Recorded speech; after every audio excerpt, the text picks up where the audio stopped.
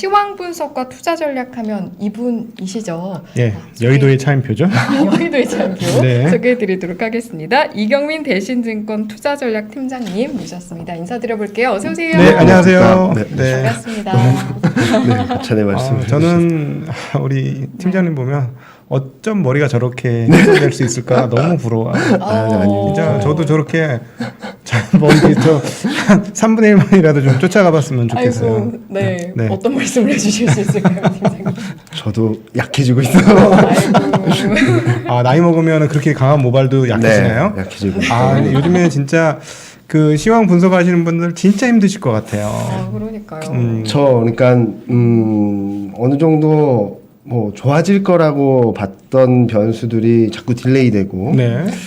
좀 괜찮을 거라고 생각했던 변수들은 조금씩 네. 부담으로 다가오고 있다 보니까 박스권이라고 생각을 하긴 했지만 이렇게 좀 약할 거라고까지는 생각을 하지 못했고요. 네. 이런 상황이다 보니까 많은 분들이 굉장히 힘드실 거라고 생각을 하고 있어요. 그래서 네.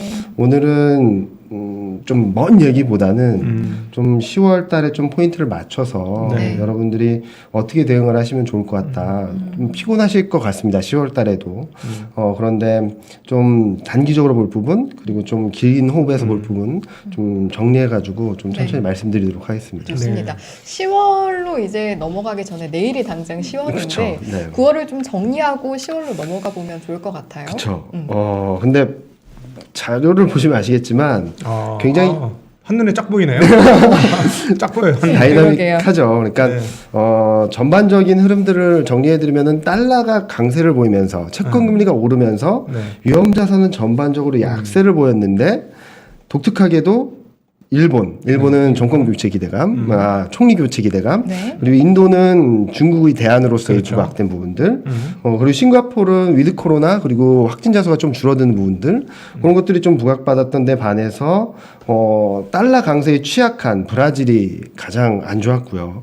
그리고 홍콩 증시 그리고 중국 증시가 좀 부진했고 전반적으로 신흥국들이 굉장히 약한 흐름을 보였는데 좀 눈에 띄는 부분은 유가죠. 네. 유가가 엄청나게 올랐는데 많은 분들이 유가가 9% 7.2% 급등을 했다라고 생각을 하실 수도 있겠지만 전고점 수준에 다시 도달한 거라고 그렇죠. 봐주시면 될 것 같습니다. 유가 같은 경우는 뭐 기후 사태도 있었고요. 허리케인 이슈도 있었고 여기에 오펙 플러스 회의에서 좀 감산합의가 쉽지 않다라는 이슈들 여기다가 난방 수요에 대한 기대감 중국이 전력난 뭐 이런 것들이 여러 가지 이슈들이 겹치다 보니까 급등세를 보이면서 굉장히 자산군별로는 엄청난 차별화가 나타났다. 그 촉발된 부분들을 본다면은 일단 9월 FOMC 회의에서 연준의 통화정책 스탠스가 좀 빨라지는 듯한 네. 그러다 보니까 될 때 안 될 때 좀 불안한 데는 좀 버리는 듯한 모습들까지 보였고 좀 괜찮은 부분들은 굉장히 자금들이 집중되는 모습들을 보였다라고 생각을 해주시면 될 것 같고요. 코스피를 보면은 코스피도 좀 뚜렷합니다. 업종을 보면은 화학, 유틸리티, 에너지, 통신, 보험 어떻게 보면 원자재에 민감한 업종과 방어주라고 할 수 있는 업종들이 굉장히 강했고요. 반대로 규제 리스크로 인해서 소프트웨어가 굉장히 약했고 금리가 올라가다 보니까 건강관리 가치, 성장주, 대표적인 성장주들이 약세를 보였는데 좀 눈에 띄는 부분은 이런 굉장히 크게 엇갈리는 장세의 흐름 속에서도 외국인이 반도체를 1.4조를 사면서 9월 한 달 동안에 순매수를 기록했다는 점이죠. 최근 어제 그러니까 9월 29일 날 외국인 매도하기 전까지만 하더라도 반도체 업종을 연속 순매수했고 오늘 같은 경우도 또 순매수를 하면서 반도체 업종에 대한 매수가 왜 이렇게 들어올까라는 질문들을 많이 받고 있어요. 그래서 제가 지난주에 좀 정리드렸던 부분인데 보시면은 좀 어려우실 수도 있겠지만 여기 위에 그림에서 파란색이 뭐냐면은 미국에 상장된 한국 ETF로 자금이 들어오느냐 나가느냐를 좀 가늠하는 지표거든요. 근데 8월 달에 첫째 주랑 넷째 주 때 자금이 들어왔습니다. 이게 6개월 만에 처음이고요. 그리고 또 특징적인 부분들은 글로벌 섹터 ETF 중에서도 반도체 ETF로 6주 연속 자금이 들어갔어요. 그러다 보니까 최근 시장 흐름들에 있어서 외국인이 한국 코스피랑 반도체 업종을 워낙 많이 줄여놨다 보니까 자금이 유입, 그러니까 실탄이 생김으로 인해서 좀 반도체 업종을 중심으로 좀 순매수를 한 것이 아닌가라는 생각을 하고 또 하나 질문이 많이 들어오는 것 중에 하나는 원달러 환율이 1180원까지 갔는데 왜 외국인은 사니? 환율 변수도, 그러니까 원달러 환율이 등락해 보이는 것 자체도 굉장히 중요하긴 하지만 더 중요한 것 중에 하나는 달러보다 더 약한가. 그러니까 달러가 1% 올랐는데 원달러 환율이 2% 오르면은 외국인이 엄청나게 팝니다. 네. 그런데 반대로 최근 빨간색 차트, 밑에 그림의 빨간색 그림을 보시면은 달러 대비 원화 약세 강도가 좀 꺾이는 모습들을 보여주고 있어요. 그러니까 달러가 1% 올랐는데 원달러 환율은 0.5%밖에 안 오른다는 거죠.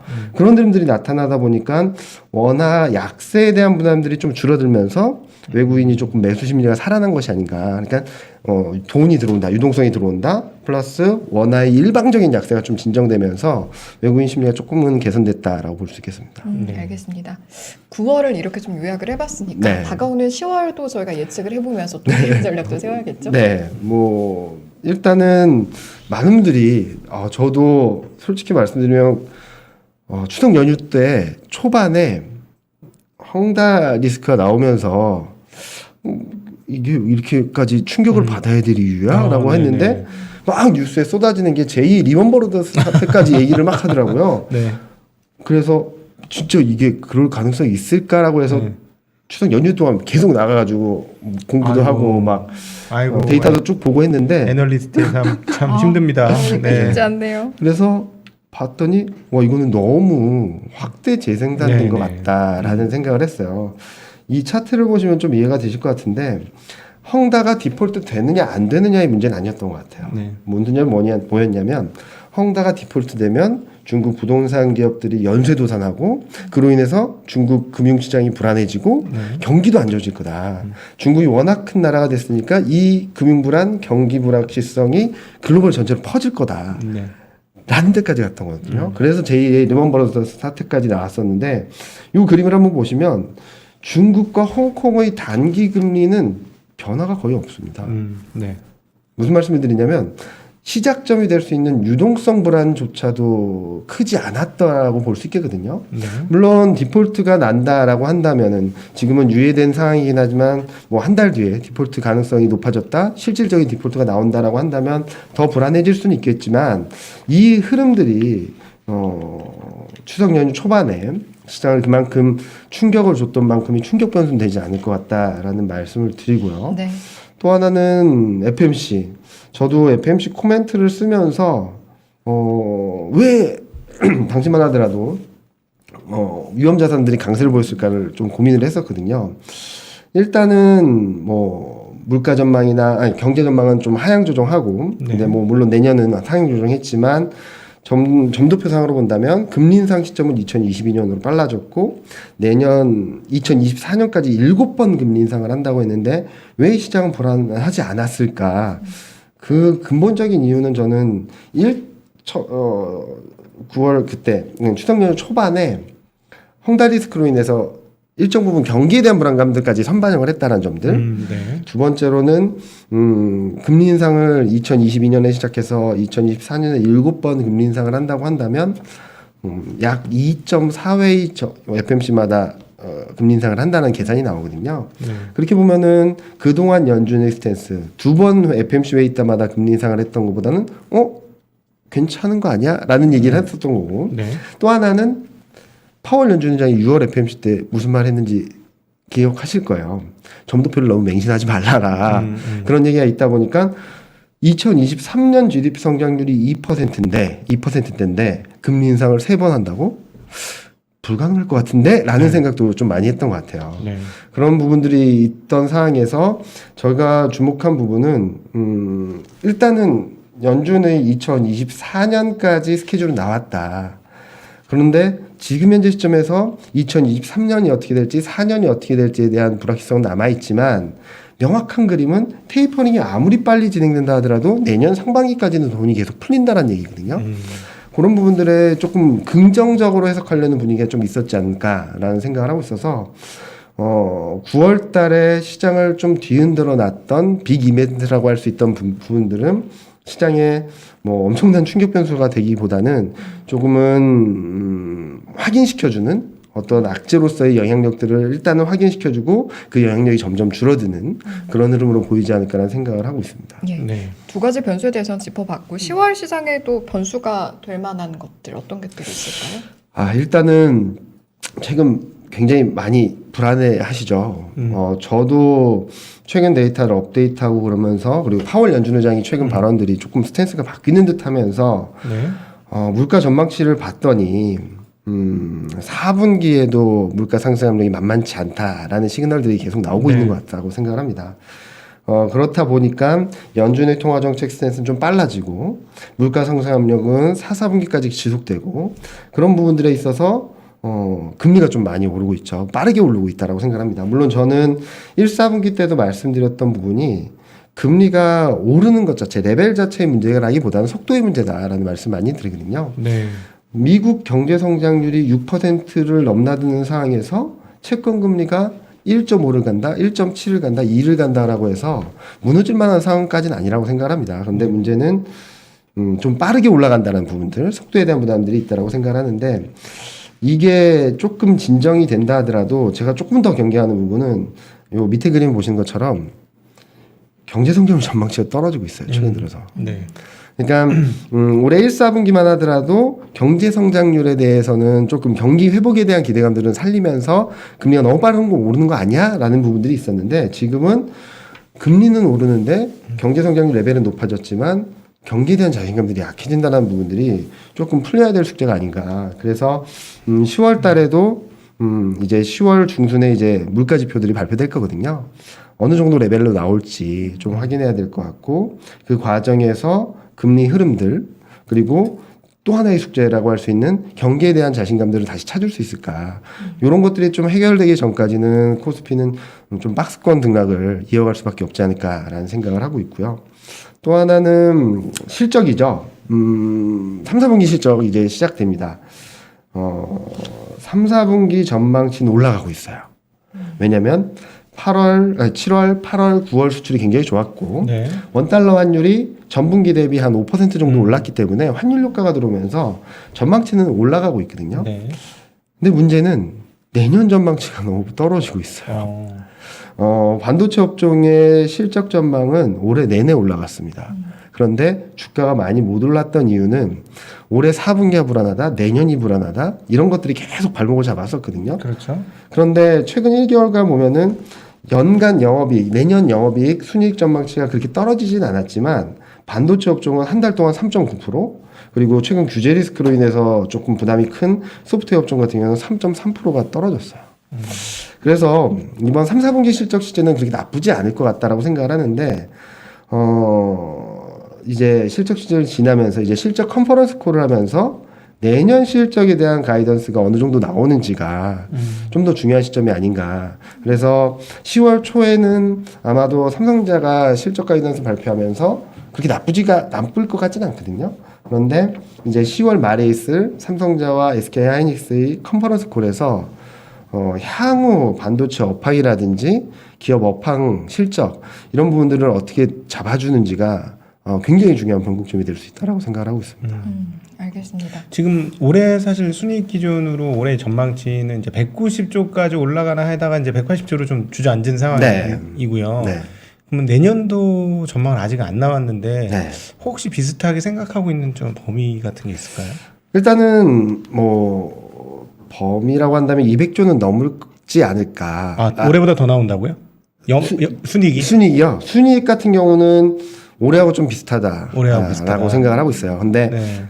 일단은 최근 하향 조정 사이클을 걷고 있어서 조금은 떨어졌다가 내년을 들어가면서 다시금 올라가는 그림으로 보고 있어서 당분간은 실적에 대한 불안감들이 조금 자리할 수 있다. 그래서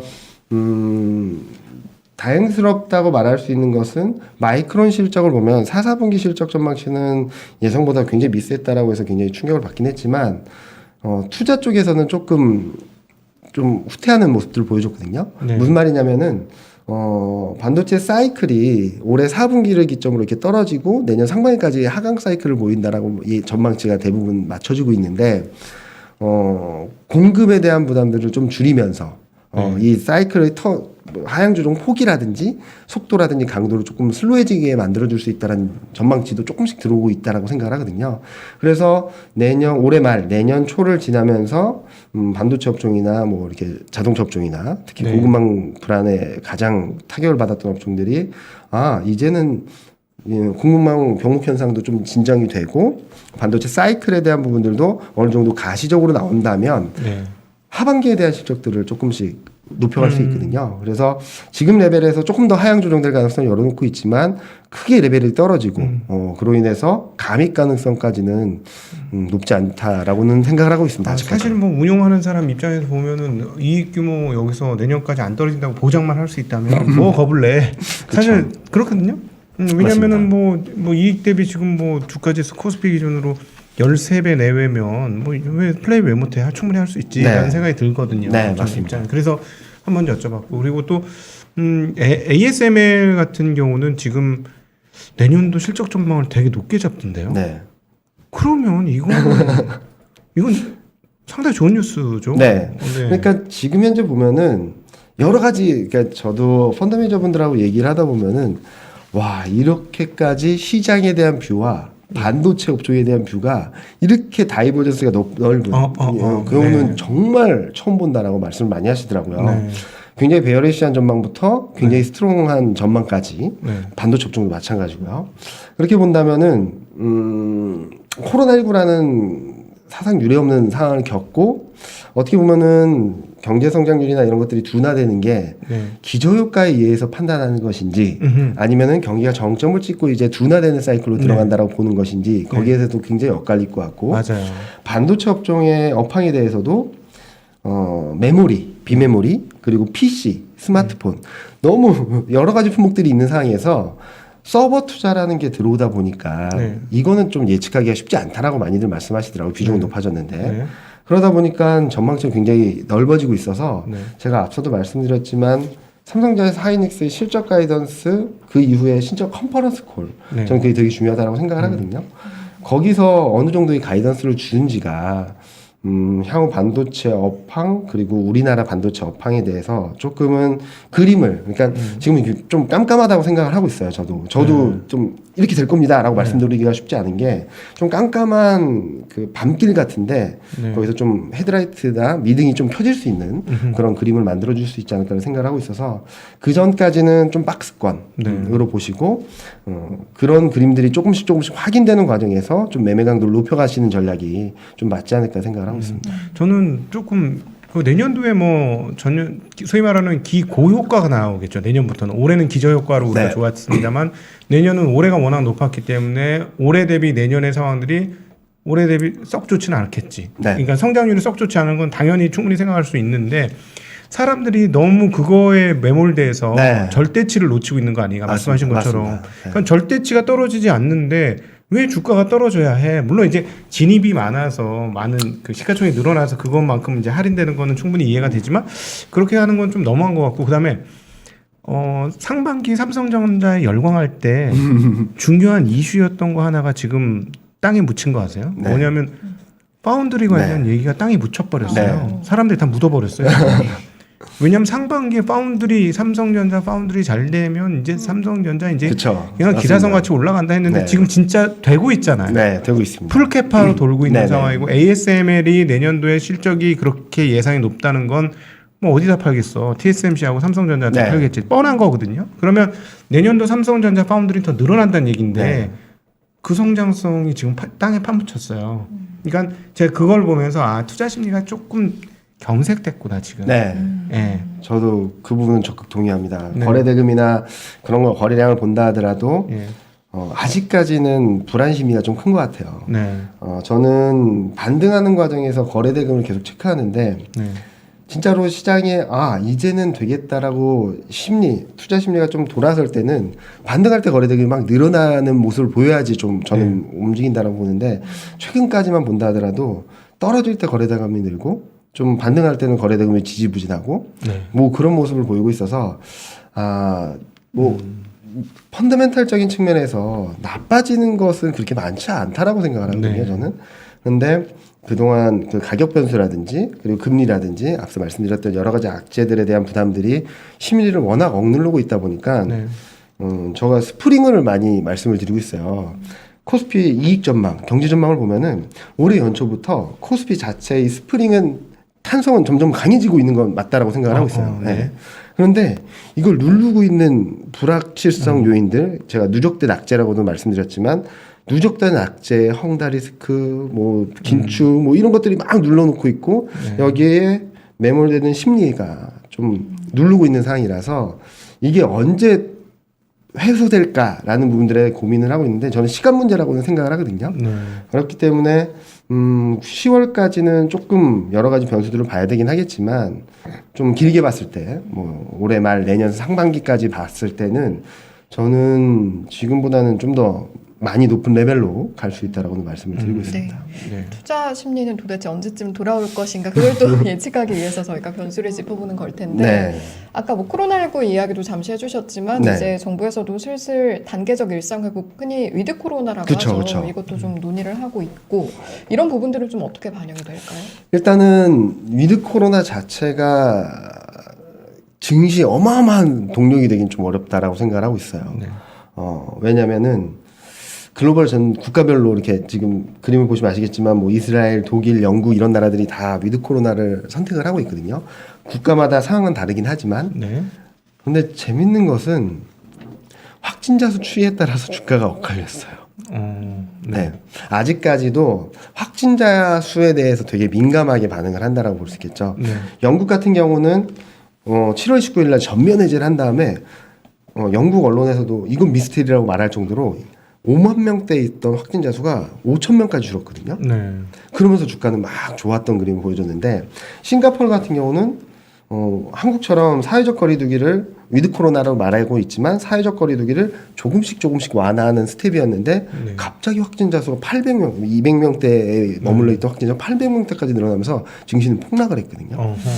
그래서 위드 코로나로 인한 기대감들은 충분히 있고 거기에 따른 수혜는 기대를 할 수 있겠지만 저는 확진자 수를 좀 잡아가는 과정이 단기적으로는 좀 더 중요하다는 말씀을 드리고 있고 그리고 근데 그보다 조금 더 봐야 될 것 중에 하나는 환율 변수가 중요한데 일단은 위드 코로나가 되면은 저는 소비 쪽은 조금 살아날 수 있다라고 생각을 하고 있어요. 그러면 네. 문제는 이제 글로벌 경기라고도 볼 수 있겠고 한국 수출이 잘 버텨줄까라는 부분인데 저는 그런 부분들에 있어서 재고 그러니까 연말 소비 시즌이 앞두고 있지 않습니까? 근데 지금 글로벌 미국 재고율이 너무 낮아요. 아니 그 당연한 게 네. 서해안에 둥둥 떠 있는 네. 컨테이너선이 60척이 넘는다는데 네. 그게 들어가야 재고가 쌓이지. 그렇죠. 네, 전 정말 너무 궁금한데 왜 도대체 미국은 그 배를 둥둥 띄워놓고 그걸 하역을 못 해갖고 그 난리가 걸리고 28일 걸린다는 설도 네. 있고 지금 그게 그렇군요. 저희가 전에 분석했을 때는 고용이 잘 안 됐어요. 하역할 사람이 없어요. 네. 왜냐면은 고용이 늘긴 했는데 서비스업이라든지 그런 쪽 완전히 꺼져 있다가 올라오는 것들 그리고 그동안에는 실업수당을 지원해 주다 보니까 네. 많이 해줬잖아요. 실업수당을. 네, 많이 줬죠. 이 일자리를 안 나와요. 임금이 그보다 낮은 일자리는 회복이 되질 않았었어요. 네. 근데 이제 실업수당 지원 정책도 이제 다 끝나가는 상황에서 좀 개선될 여지가 있지 않을까. 그리고 다른 데이터들을 보면 조금 올라오는 모습을 보여주고 있는데 저는 연말 소비 시즌을 앞두고 낮아진 재고율이 올라오게 된다면 좀 긍정적으로 볼 수 있는 변수들이 많다라고 말씀을 드리고 있거든요. 그래서 요 그림을 한번 보시면 요거는 이제 내일 밤 10월 1일 밤에 9월 ISM 제조업 지수가 또 발표됩니다. 근데 8월 달에는 예상보다 좋았어요. 뭐냐면은 8월 전망이 나올 때마다 하더라도 7월보다 못할 거야라는 전망이 있었는 컨센서스 전망치가 나왔었는데 이렇게 공개하다 보니까 7월보다 높은 수준으로 발표가 됐거든요. 왜 이렇지 하고 세부 항목을 딱 봤더니 재고가 늘고 신규 주문이 늘고 생산이 늘었습니다. 그러니까 재고를 쌓으려는 수요들이 조금 늘어나기 시작했다라는 그림들. 그리고 또 요 밑에 그림 맨 오른쪽을 보시면 운송 시간은 3개월 연속 좀 떨어졌고요. 그리고 가격 지표도 좀 떨어지면서 극심했던 공급망 병목 현상들은 조금씩 완화되는 것이 아닌가라는 생각을 하고 있어서 9월 달 지표도 이런 그림으로 나오게 된다면 좀 시장에서는 우리가 걱정했던 것보다 공급망 병목 현상은 좀 진정이 되고 연말 소비 시즌에 대비해서 소매업체들이 재고를 쌓으려는 재고를 확보하려는 움직임들이 좀 나타날 수 있지 않을까라는 생각을 하고 있어서 10월 달 내일이죠. 내일 수출 데이터랑 같이 미국 ISM 주식 지수를 좀 확인하시면 10월 초의 향배가 조금 더 명확해질 수 있지 않을까 생각을 하고 있습니다. 네, 저는 우리 팀장님 얘기 듣다가 머릿속에 정리가 돼서 제가 감히 한 말씀 드리면 네네. 전망을 같이 한번 해보면 좋습니다. 지금 듣다가 떠오른 건데 그러면 9월 달부터 저거 안 줬지 않습니까? 이 그죠? 실업수당 실업수당 지원. 네. 많이 주는 걸 안 네, 줬으니까 그럼 9월부터 분명히 고용이 회복됐을 가능성이 아마 있을 것이다라고 추정을 한다면 잘못하면 10월 달에 고용 지표 올라가면서 임금 인상한 게 겹쳐가지고 그다음 적치 안 풀리고 이게 같이 겹치면 10월 달에 한번 잠깐 쇼크는 올 수도 있겠네요. 네. 저도 그래가지고 그 가능성을 좀 열어놓고 이따가도 전략을 말씀드릴 건데요. 네. 좋아지는 과정에서의 컨플릭트가 생길 수 있는 구간이 전 10월 달일 수는 있다라고 생각을 하고 있어요. 그래서 아까도 서두에 말씀드렸지만 되게 피곤한 장세가 될 수 있다. 올라간다고 하더라도 좀 한계점이 있고 왜냐하면 넘어야 될 산업이 많기 때문에 그리고 여기서 삐끗하기만 해도 출렁출렁할 수 있는 경우가 많아서 그런 부분들은 조금 디테일하게 말씀드리려고 하고 있습니다. 예를 들자면 고용이 고용이 이제 다시 올라오면서 하역하는 작업도 잘 되고 그래서 쭉쭉쭉 재고 쌓인 거 쭉쭉쭉 뽑아들이면 재고가 쌓이면서 그 다음에 인플레이션율이 조금 낮아질 거고 근데 거기 갈 때까지 약간 애매할 때가 있고 사실 지금 주가 빠지는 게 그걸 예상하는 걸 수도 있고 갑자기 그 파월 아저씨 형님께서 이게 말을 바꾼 게 그걸 뭔가 보지 않았을까 데이터를. 저도 그걸 좀 걱정하고 있습니다. 파월 전 의장이 그저께 발언을 했을 때만 하더라도 원론적인 얘기인 것 같다라고 했는데 어제 발언한 걸 보면은 진도가 너무 많이 나갔어요. 그래가지고 이거 내가 잘못 판단했나 아니면은 연준에서의 스탠스가 확실하게 바뀌었나 아니면은 진짜 이러다가 4분기도 물가가 더 올라갈 수도 있는 거 아닌가? 라는 걱정을 하기 시작했어요. 그래서 저는 뭐 어마어마한 충격이나 뭐 시장이 추세를 바꿔버리는 그런 그림은 아니라고 생각을 하지만 일시적인 쇼크 가능성은 조금은 가능성은 열어놓고 10월 시장을 좀 바라봐야 되지 않을까. 근데 거꾸로 생각을 한다면 이런 변화에 있어서의 컨플릭트라고 본다면 또 한 번의 기회가 될 수 있다라고 생각을 하고 있습니다. 오히려 그때는 매수기에 찬스가 올 수 있다. 네.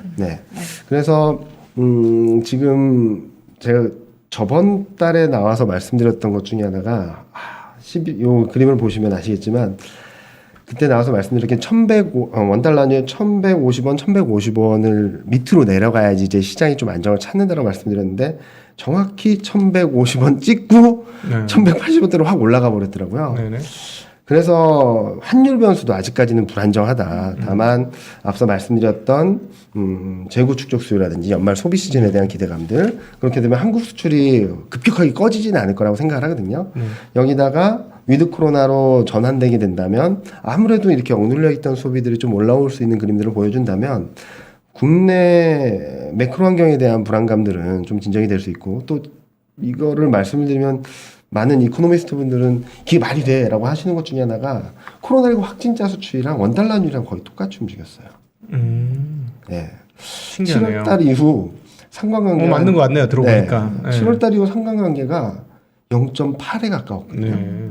그래서 이런 것들을 감안해서 본다면 코로나19 확진자 수가 늘어난다는 데 불안감들도 있겠지만 그로 인한 사회적 거리두기가 좀 장기화된다는 부분, 국내 소비에 대한 부분들 그리고 글로벌 경기에 대한 불안감들이 있는 상황에서 수출이 잘 되겠어? 라는 걱정들이 있다 보니까 여기에 굉장히 예민하게 반응했다라고 생각을 하거든요. 근데 수출 잘 되고 있는 거잖아요. 엄청 내일도 다시 발표가 되겠지만 내일은 제조 일수 때문에 헤드라인 자체는 좀 떨어질 것 같아요. 9월달 수출설이었으니까.